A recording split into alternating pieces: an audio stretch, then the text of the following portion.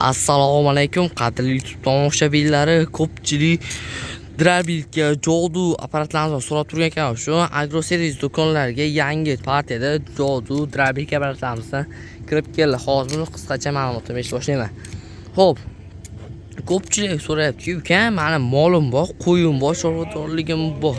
Shuning uchun menga Drabilga kelib o'tlarimni, somonlarimni, poyalarimi chiqarib ishlatmoqchiman" degan ekan. Shu xo'p, Drabilga apparatlarimizdan yetib kelgan.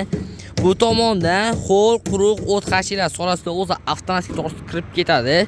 Qo'lingizni oqgacha tiqish shart emas. Mana shu joyda o'zidan qo'ysangiz, o'zi avtomatik tortib kirib ketadi. Ichkari tomondagi pichoqlar o'zi maydalab, sizga xohlasangiz tepadan o'tadi, xohlasangiz pastdan o'tib bera oladi. Bu tomondan esa makka mardagi bug'doy so'salarining 10 yorma darajasiga olib kelib bera oladi. Motorlari ham yaxshi indikatorli motorlardan qo'yilgan hisoblanadi kelar. Bu turdagi motorlardan xohlasangiz shu holatda o'zini ichidan chiqadigan motorni qo'yib oldiring, xohlaysiz boshqacha misli alyuminiydan qo'ydirib olishingiz mumkin bo'ladi kelar.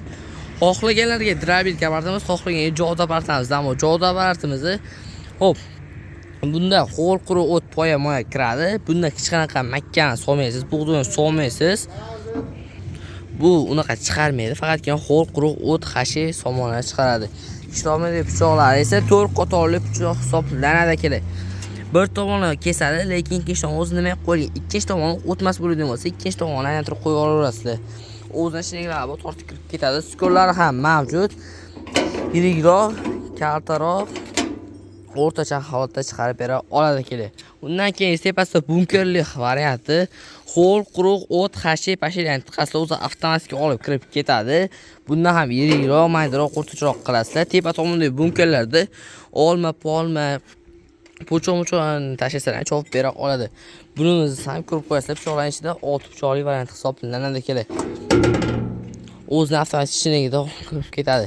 Motorlari ham yaxshi baquvvat motorlardan bo'ladi. Tepasida indikator motorimiz hisoblanadi. To'kingiz necha tok ishlayotgani hammasini ko'rsatib olishingiz mumkin bo'ladi. Kelsa shu yerda ishlatib, tokka suqib, hattoki somonlaringizni ham chiqarib bera olamiz kerak.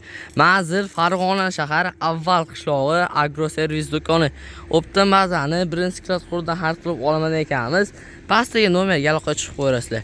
E'tiborlaringiz uchun rahmat. Joninglar sog' bo'lsin. Bundan keyingi qiziqarli videoni o'tib turmaslik uchun pastda obuna tugmasi turibdi. Obuna tugmasini ezib qo'yamiz. Xayr, joninglar sog' bo'lsin.